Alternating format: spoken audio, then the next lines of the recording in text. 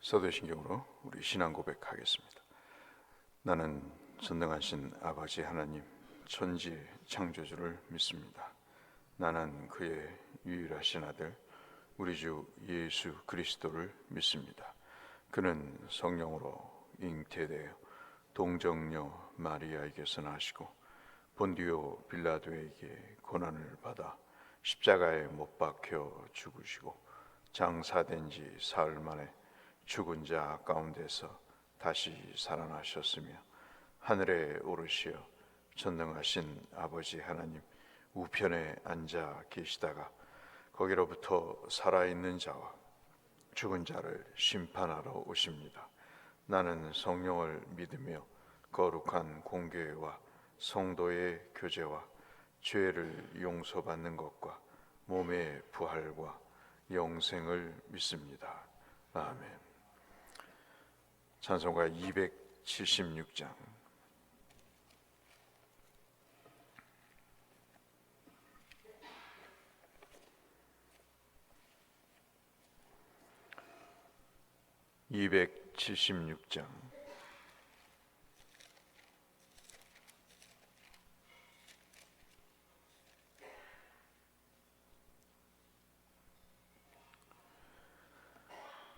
찬송 276장입니다.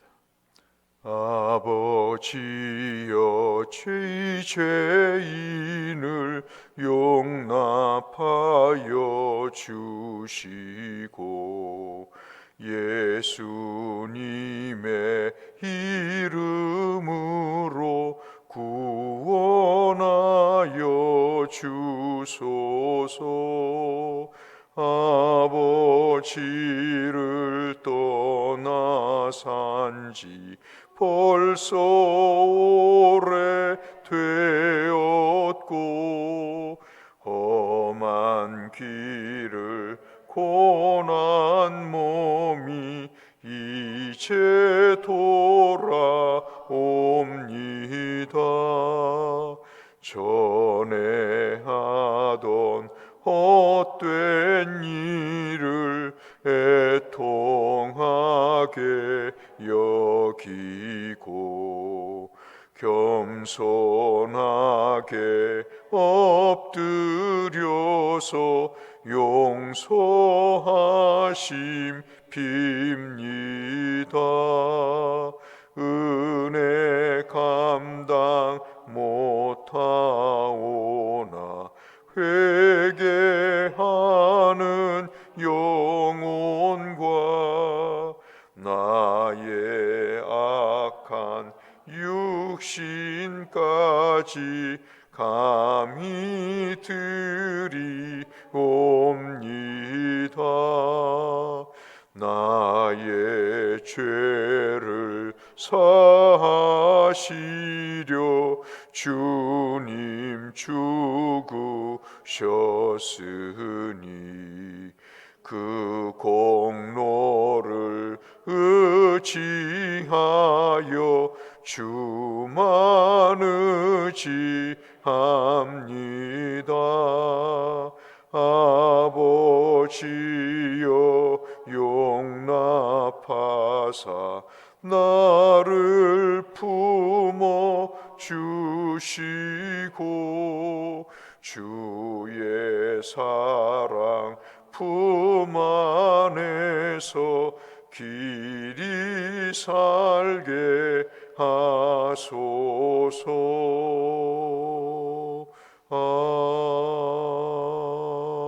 아멘. 오늘은 욥기 9장 말씀을 보겠습니다. 욥기 9장 1절에서 마지막 35절까지의 말씀.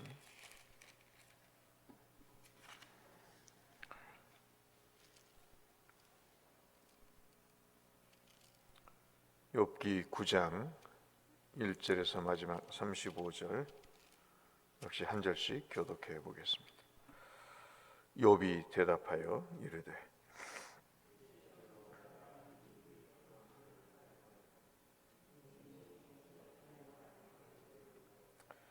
사람이 하나님께 변론하기를 좋아할지라도 천마디에 한마디도 대답하지 못하리니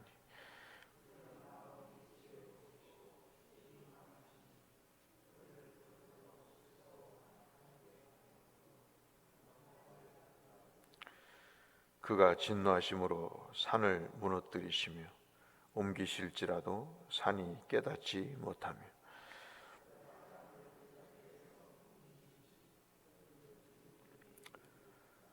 그가 해를 명령하여 뜨지 못하게 하시며 별들을 가두시도다.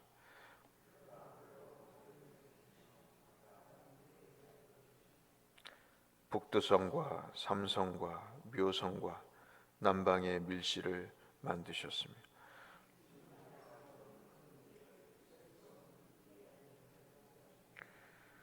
그가 내 앞으로 지나시나 내가 보지 못하며 그가 내 앞에서 움직이시나 내가 깨닫지 못하느니라.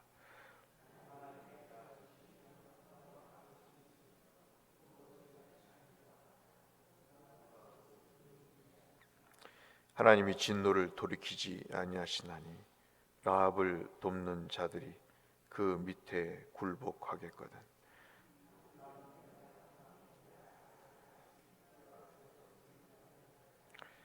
가령 내가 외로울지라도 대답하지 못하겠고 나를 심판하실 그에게 간구할 뿐이며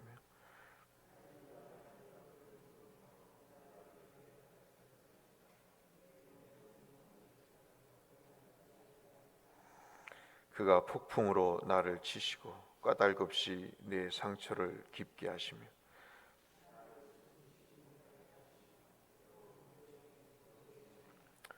힘으로 말하면 그가 강하시고 심판으로 말하면 누가 그를 소환하겠느냐.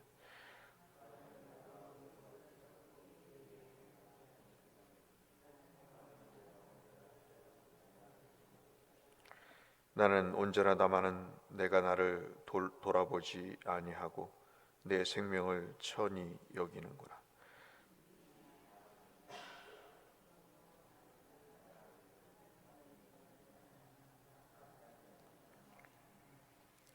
갑자기 재난이 닥쳐 죽을지라도 무죄한 자의 절망도 그가 비웃으시리로다.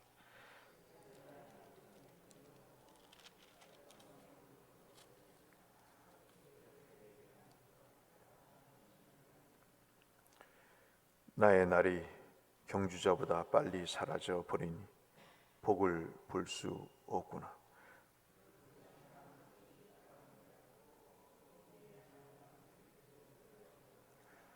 가령 내가 말하기를 내 불평을 잊고 얼굴빛을 고쳐 즐거운 모양을 하자 할지라도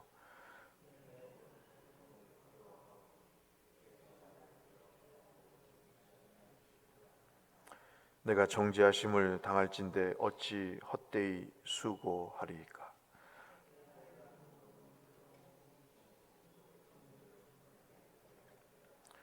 주께서 나를 개천에 빠지게 하시리니 내 옷이라도 나를 싫어하리이다.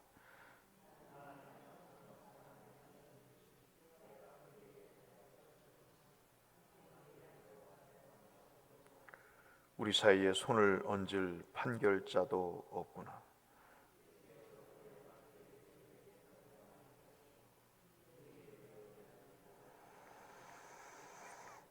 함께 하겠습니다. 그리하시면 내가 두려움 없이 말하리라. 나는 본래 그렇게 할 수 있는 자가 아니니라. 아멘.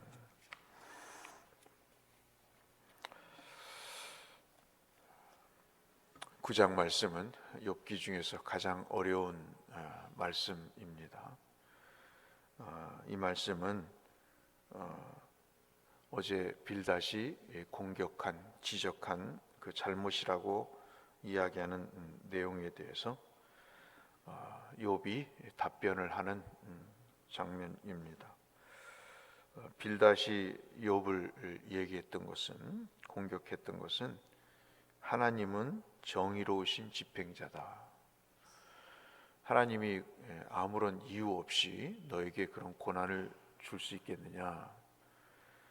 하나님은 정의롭고 너는 정의롭지 않으니 이 집행에 대해서 네가 이제 시작하는 단계에 있으니 빨리 회개를 하고 돌아와라. 내 시작이 미약하다 하는 것이 그런 의미였다 그랬습니다. 고난이 이제 시작이 되니 회개하지 않으면 앞으로 큰 화가 닥칠 것이다. 창대케 될 것이다. 그래서 이야기 7절의 이야기를 그렇게 우리가 계엄 예배에 축복을 비는 말로 쓰면 안 된다 하는 말씀을 어제 드리면서 그 얘기를 했습니다. 이 일에 대해서 이제 욥이 이야기를 합니다. 2절 말씀 우리가 몇 구절만 보고 기도의 제목으로 삼겠습니다. 나도 안다는 거죠. 뭘 아느냐? 인간이 하나님보다 의로울 수가 없다는 걸 나도 안다. 이 사람이 창조주보다 어떻게 깨끗할 수가 있겠는가? 그렇죠? 누가 의로울 수 있겠는가? 누가 하나님보다 깨끗할 수 있겠는가? 그 이야기를 합니다. 그러면서 욥이 고민 가운데 하나가 있습니다. 욥이 보니까 하나님은 너무 크신 거예요. 하나님은 너무 의로우시고 하나님은 깨끗하신 분인데 자기가 자기의 의로움을 주장할 수가 없는 것입니다. 여러분도 그런 경험이 있으신가요? 내가 어떤 잘못에 대해서 누군가의 이야기를 듣습니다. 저놈이 저런 걸 잘못했다고 누가 나한테 얘기를 합디다. 그러면 내가 하나님 앞에 그것을 생각해 보잖아요. 누가 나에게 이것이 문제라고 이야기할 때 여러분과 저는 하나님 앞에 기도를 합니다. 저 사람이 얘기한 것처럼 나는 그런 일에 잘못이 있습니다. 내가 뭐 할 말이 있겠습니까? 그런데 그러한 자기의 잘못을 시인하는 것도 있지만 또 어떤 부분은 이 하나님에 대해서 잘못을 이야기를 해서 이것이 정말 하나님 이런 의도는 아닙니다 라고 말씀하고 싶은 때가 있는 것이죠. 그런데 하나님을 전화로 불러서 어디 다방에 불러서 이야기를 하고 싶은데 그럴 수 없는 분이에요. 하나님은 너무도 그 한 말씀을 알아들을 수도 없고 그리고 그 말씀의 뜻도 알 수가 없을 뿐만 아니라 그 말씀을 이해할 만한 능력도 자신에게는 없는 것입니다. 지금 욥이 그런 상황인 것이죠. 내가 하나님을 향해서 나의 진실을 말하고 싶은데 나는 죄인인 겁니다. 그리고 하나님 너무 위대하시니까 그것을 말할 수가 없는 거예요. 그래서 이 이야기를 합니다. 아마도 로마서 3장 말씀 같은 그런 말씀일 거예요. 의인은 없으니 하나도 없다는 말씀처럼 정말 하나님께서 우리에게 어떤 잘못을 지적하시면 누가 그 일에 대해서 반론을 제기할 수 있겠는가? 그러면서 이 빌닷이 얘기한 것에 대해서 내가 사람 같으면 하나님께 재판을 걸고 싶다. 좀 와서 같이 이야기를 하고 싶다. 그런데 이 일이 불가능한 것이죠. 3절, 4절도 그거거든요. 내가 하나님 앞에 정말 내 하소연을 하고 싶은데 하나님이 그럴 만한 분이 아니신 거죠. 얼마나 위대하고 크신지 정말 1000마디 말씀 앞에 한마디도 대답할 수 없는 그런 상황이 되는 것입니다. 하나님을 찾을 수도 없고 헤아릴 수도 없는 그 일로 인해서 아주 곤욕스러운 것입니다. 여러분 살면서 그런 거 느끼지 않습니까? 부부간에 싸웠어요. 그런데 이 자식들도 내 편을 들어주지 않는 거예요.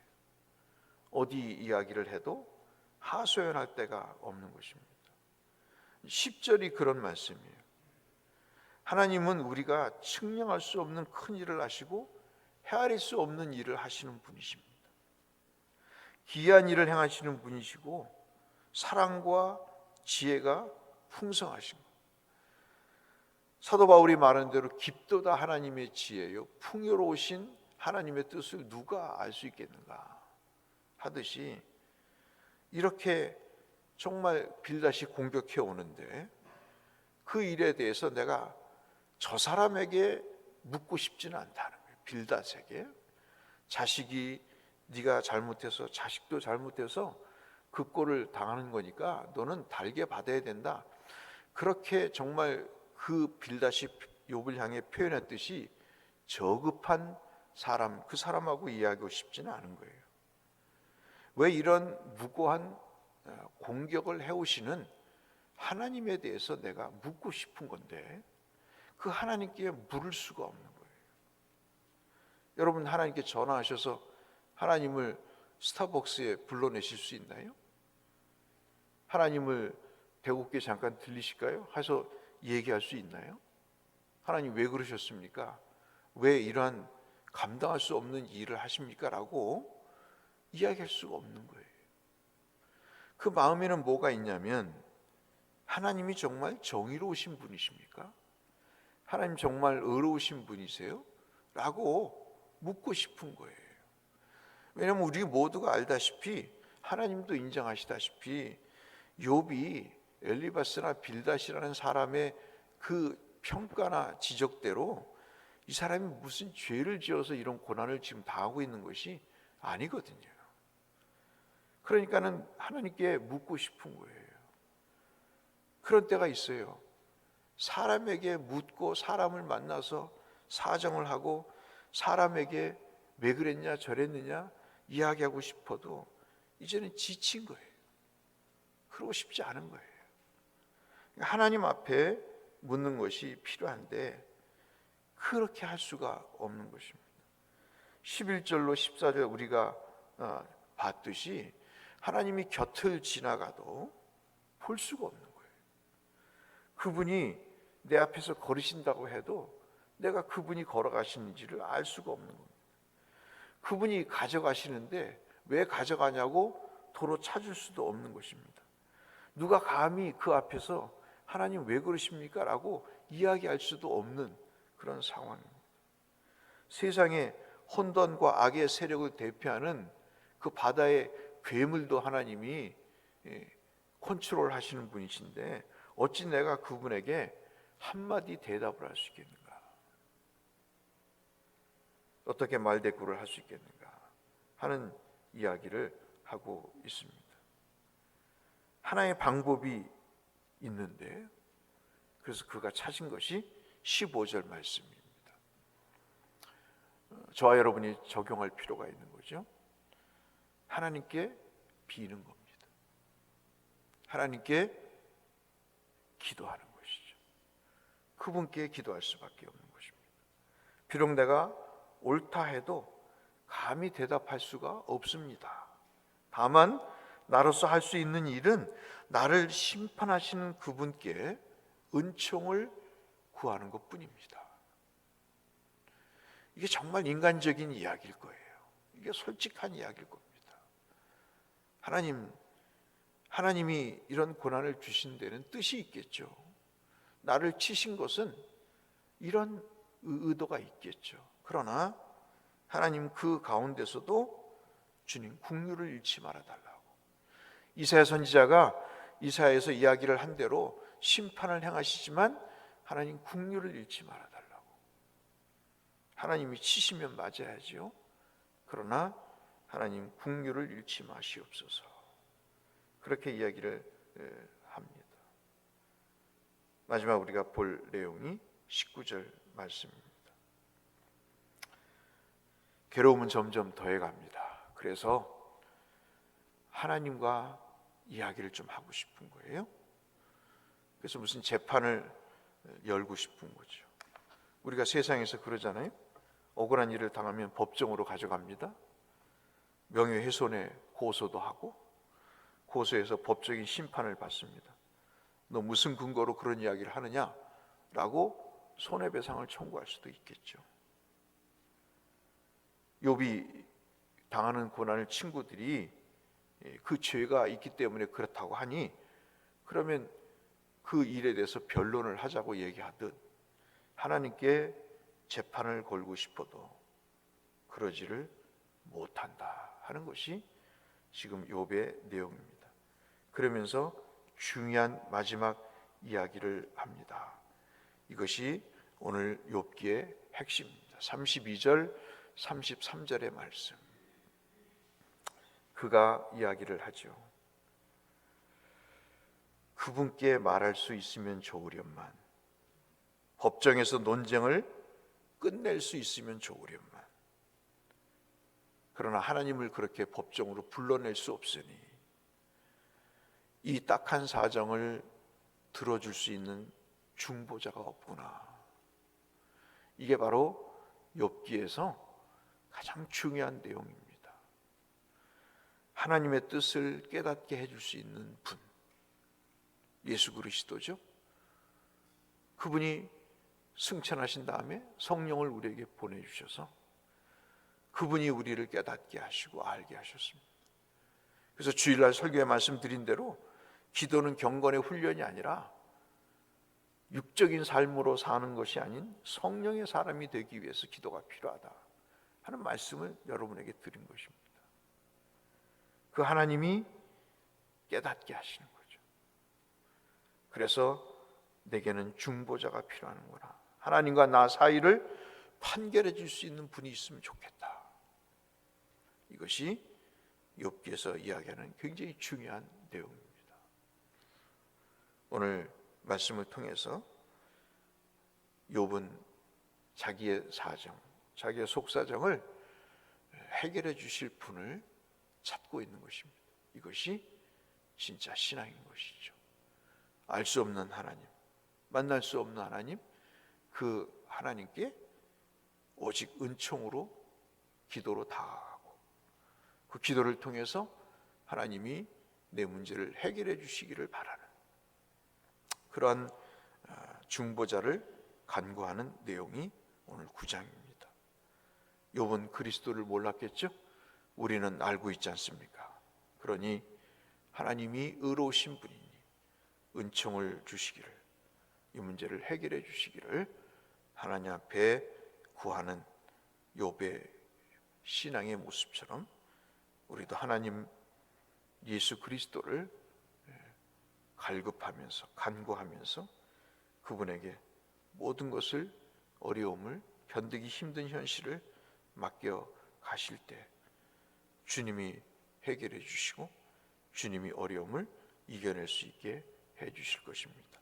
다소 어려운 내용이지만 중보자를 바라보는 이 욥의 신앙을 우리가 다시 한번 생각하는 시간이 되었음을 해서 이 말씀을 드렸습니다.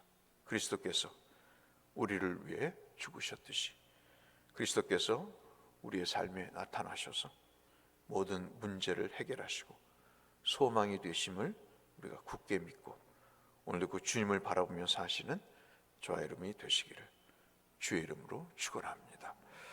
거룩하신 아버지, 욥의 심정이 느껴지는 그런 상황입니다. 얼마나 주님을 만나고 싶었는지, 그분께 음성을 듣고 싶었는지 이루 헤아릴 수 없는 안타까움을 오늘 9장에서 이야기하면서 그의 답답해져 오는 마음의 아픔과 고통을 주님 앞에 토로한 것을 봤습니다. 그래서 자신과 하나님 사이에 중보자가 있었으면 좋겠다.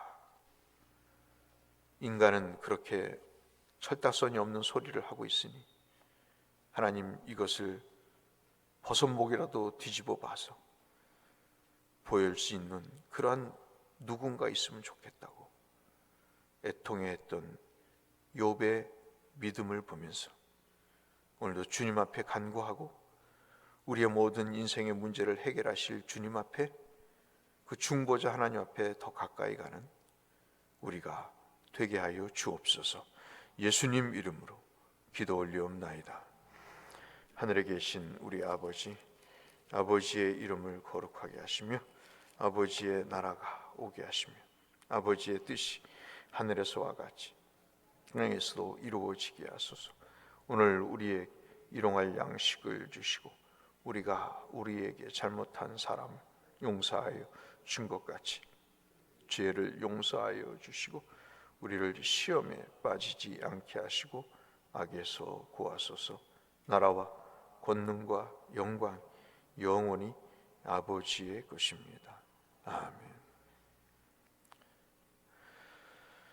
우리 자신을 위해서, 환우들을 위해서, 교회를 위해서 함께 기도하며 주 앞에 나가겠습니다. 기도하겠습니다. 하나님 아버지 감사합니다. 오늘도 살려주시니 하나님 감사합니다. 은혜를 베풀어 주시니 하나님 감사합니다. 욥이 중보자를 갈망하고 바라본 것처럼 오늘도 주님을 바라보며 우리 인생의 문제를, 기도의 제목을 제물로 주님 앞에 가지고 나갑니다. 주님, 욥만큼 답답한 현실에 주님 이 문제들을 해결해 주시기를 구하고 또 구합니다. 자비를 베풀어 주시고 은총을 베풀어 주셔서 때로는 깨닫게 하시고 때로는 고치게 하시고 때로는 행할 수 있도록 은혜를 더하여 주시옵소서.